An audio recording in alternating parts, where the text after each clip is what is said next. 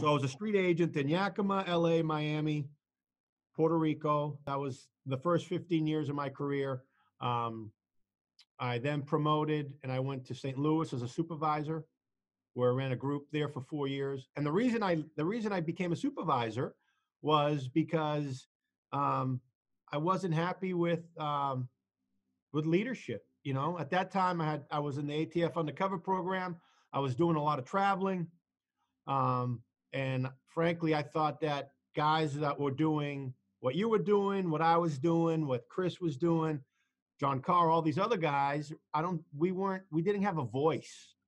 Um, so, right, I was single. I didn't have a family. I had, had the luxury to be able to get up and go.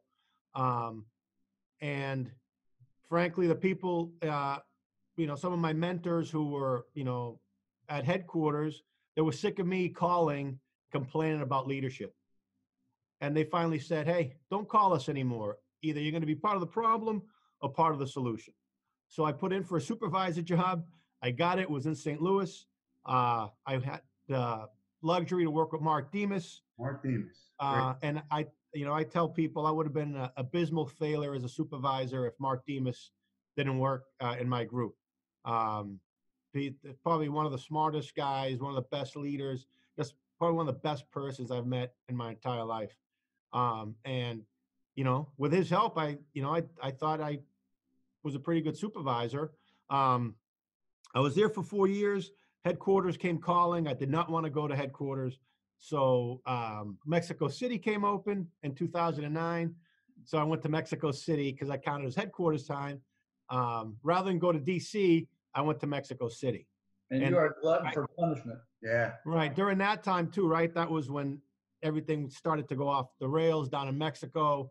But I tell you what, I had a great time working down there. Learned a lot, and I would then left Mexico. I got promoted. I got promoted in Mexico, and then lateraled over to be the ASAC in Tucson.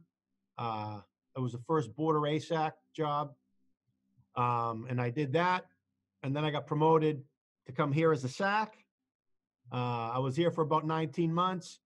Director Jones and Deputy Director Brandon asked if I could go to Miami because a longtime SAC there was retiring.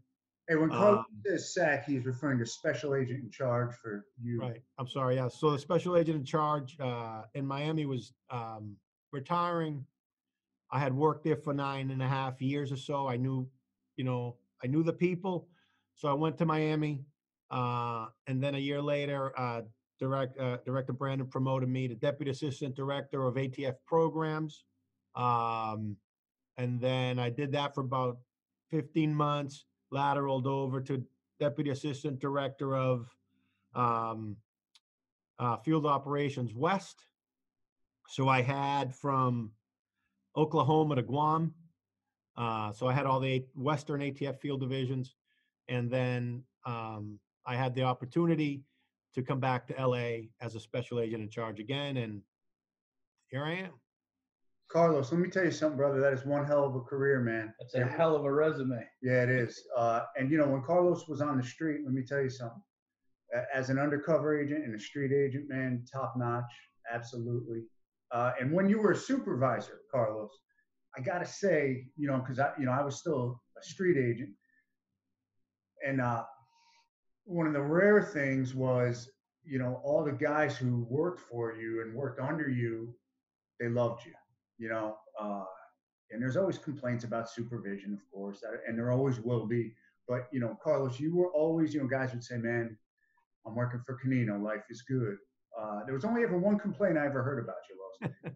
One guy, I'm not going to name him, but he did call me once and he goes, this is when you were in Arizona. He goes, man, Carlos is enforcing the dress code. He goes, of all people, Carlos. No, hey, here's right. I picked this up from my old supervisor in Miami, Joe Benitez, right? And Joe would say, hey, you're a federal agent. You're making a lot of money. The least you could do is wear a collared shirt. That's all I'm asking. And I thought, right? I thought that's not a big ask. Hey, to be the part, you gotta look the part, Right. So, you know, and but too, right? And I tell Louis this all the time. My pet peeve is, unfortunately, some guys, some agents, want to have the long hair, the beard, their earrings, the whole thing, but they're not working any undercover. Yeah. Yeah. You know? And so when I was an undercover agent, right? I was, hey man, you know, I'm working, right? I'm working. You know, I look a certain way because it's just a lot easier to look that way. Um, and then I'm looking over at some dude who hasn't been within 100 miles of a bad guy. And right, so what that would do is, from some supervisors, some sacks, that would bring heat down on me, right? Well, it kind of Because defeats the purpose. Yeah. what's that? It kind of defeats the purpose when guys who are, if you're, in office agents are sitting there and they're looking like, how do the undercovers stand out?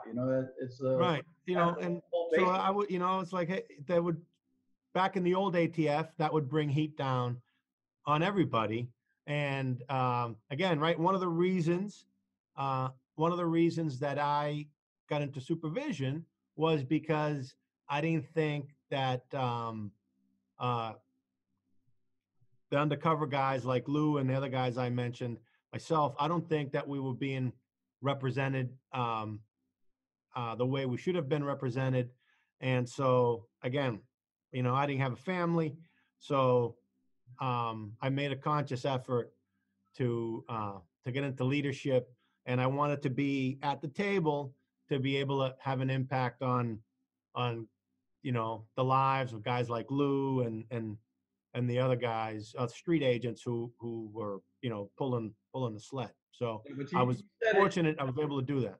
You said it earlier, because the big important thing is, it's very easy for people to sit back and complain about things.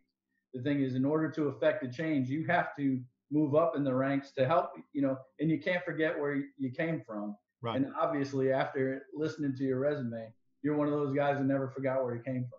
Yeah, and Lois, there wasn't a lot of guys like you who had risen up. Guys who had done the undercover and done it on it. Maybe, I don't know, Steve Martin's one guy who comes Right. in, not a whole lot of others, man.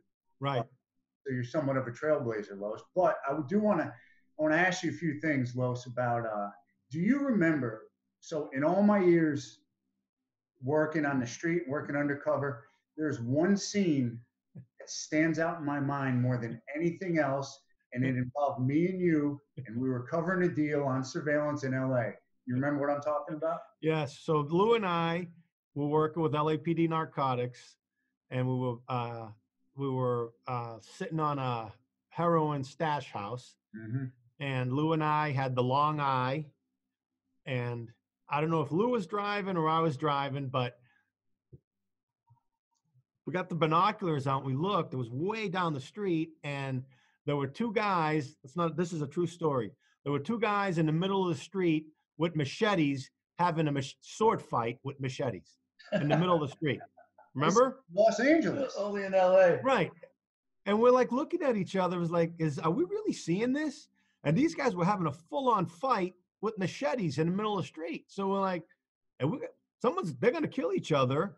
So we put it all on the radio. Hey, hey, somebody else pick up the eye. We got to go do something. And so, right, we drove up on them. I don't know if it was Lou or me. I know we had a Remington 870 shotgun in the car. Got out of the car, put the machetes down, boys, right? Enough is enough. And Lou was looking like that. I had a shaved head and a goatee, right? We just looked like two guys in a shitty car pulling up on him. Anyway, so they put the machetes down. We picked up the machetes, sent them on their way, and we went back on surveillance. And that was that. That was a typical day. Life that day. You can't make that shit up, man. You really Right. can't. Yeah. Yeah. Well, and Los, for a little more background on Carlos, Carlos. He comes from a great family. He's got a great family. And when I went to work in Puerto Rico for a short time, I got to spend some time with his family.